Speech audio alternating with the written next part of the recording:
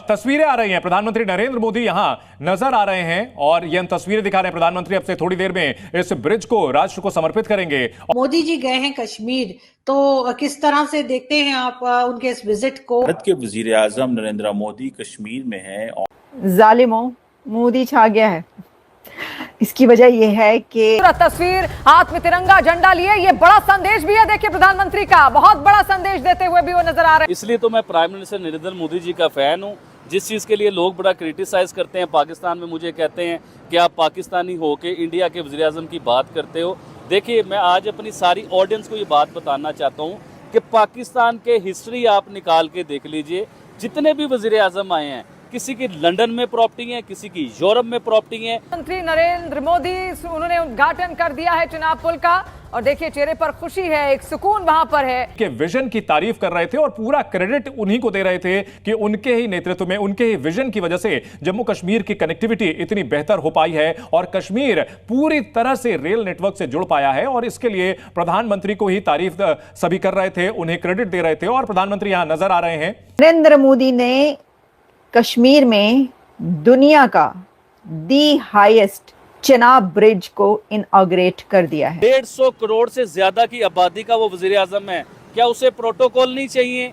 क्या उसे VVIP life नहीं चाहिए? क्या वो एक सिग्नेचर करे तो अरबोपति नहीं वो इंसान हो सकता? लेकिन वो आज भी आम जिंदगी जी रहा। वंदे भारत की सौगात भी दी गई है जम्मू कश्मीर को, और कश्मीर जो इससे अब अर्थव्यवस्था के क्षेत्र में नई उसे ऊंचाई मिलेगी, नया काफी फायदा मिलेगा। वहां के लोग जो हैं अब कनेक्टिविटी के लिहाज से बेहतर तरीके से आना जाना कर सकेंगे। बहुत ही शानदार ये तस्वीर देखने को मिल रही है और ऊंचाइयों, पहाड़ों की ऊंचाइयों के बीच ये ब्रिज एक बेहतरीन मिसाल है कि भारत किस तरह से नई नई ऊंचाइयों को स्केल करता जा रहा है, चढ़ता जा रहा है। तो इंडिया उसने मोदी हुकूमत ने तो एक तरफ पाकिस्तान में चेनाब का पानी नहीं पहुंच रहा, दूसरी तरफ उन्होंने आईफल टावर से भी ज्यादा ऊंचा चेनाब ब्रिज बना दिया है कश्मीर के अंदर।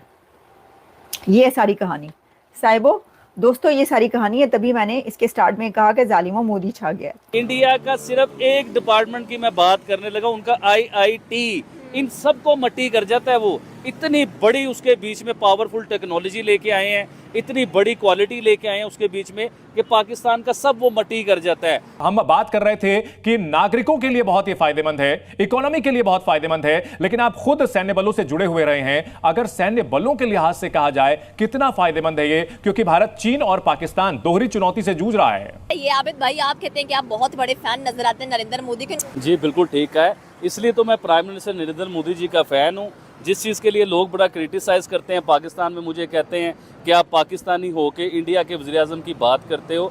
देखिए, मैं आज अपनी सारी ऑडियंस को ये बात बताना चाहता हूँ कि पाकिस्तान के हिस्ट्री आप निकाल के देख लीजिए। जितने भी वज़ीर आज़म आए हैं, किसी की लंदन में प्रॉपर्टी है, किसी की यूरोप में प्रॉपर्टी है, किसी की पाकिस्तान में इतनी प्रॉपर्टी है कि पाकिस्तान के मालिक बन चुके हुए हैं। जो इधर पावर में आता है, जो गवर्नमेंट में आता है, जो वज़ीर आज़म बनता है, वो अमीर हो जाता है। अगर वो कारोबार 1 करोड़ का कर रहा है तो वो कारोबार 100 करोड़ पे उनका चला जाता है। अगर उनकी एक कोठी है तो उनकी 20-20 कोठियाँ बन जाती हैं।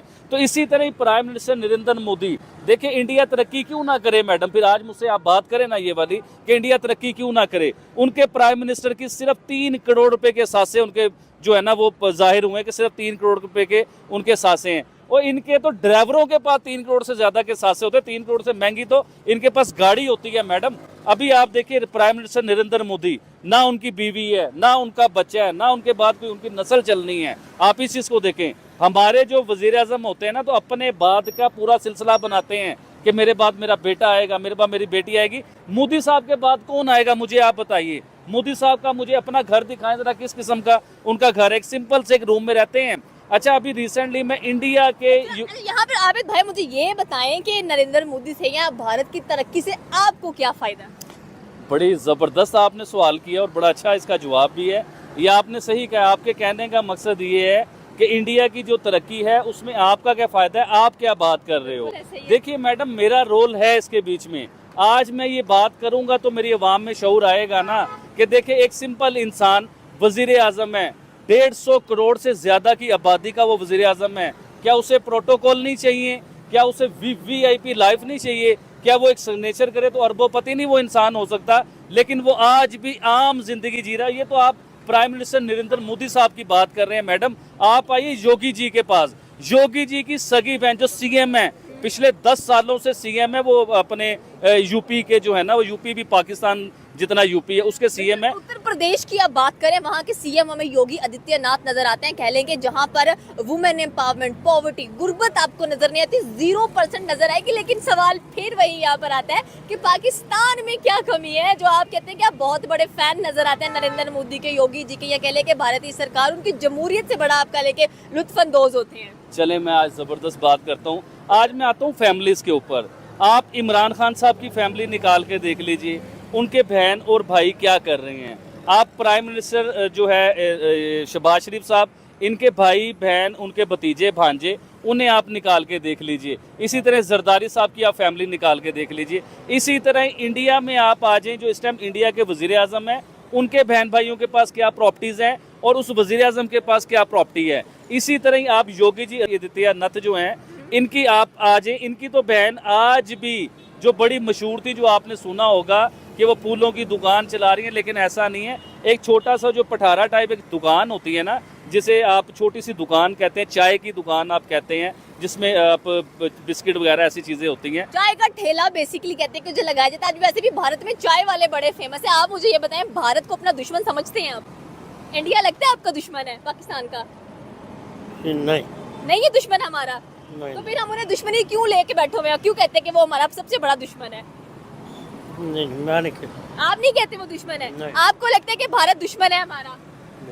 नहीं है। मतलब यहाँ की आवाम भी कहती है कि भारत हमारा दुश्मन नहीं है। और स्पेशली अगर आप इस भाई की बात की जाए तो वो भी कहते हैं कि वो हमारे दुश्मन नहीं है, वो उनके बहुत बड़े फैन नजर आते हैं। आदित्य योगीनाथ की भी उन्होंने बात की, उसकी बहन का भी जिक्र किया। चलिए मुझे ये बताएं कि अगर हम लोग एजुकेशन की बात कर लें, या कह लें कि अगर हम लोग एग्जाम्स की बात करें, तो आपको क्या लगता है कि नरेंद्र मोदी ने क्या कुछ करवा दिया एग्जाम्स के अंदर, या उत्तर प्रदेश की बात करेगा तो? जी मैडम, आपने बड़ी ज़बरदस्त मुझसे सवाल किया। पाकिस्तान में जो स्टडी का लेवल है ना, जो क्वालिटी ऑफ स्टडी है हमारे पास, उसके बारे में मैं आपको बताना चाहूँगा।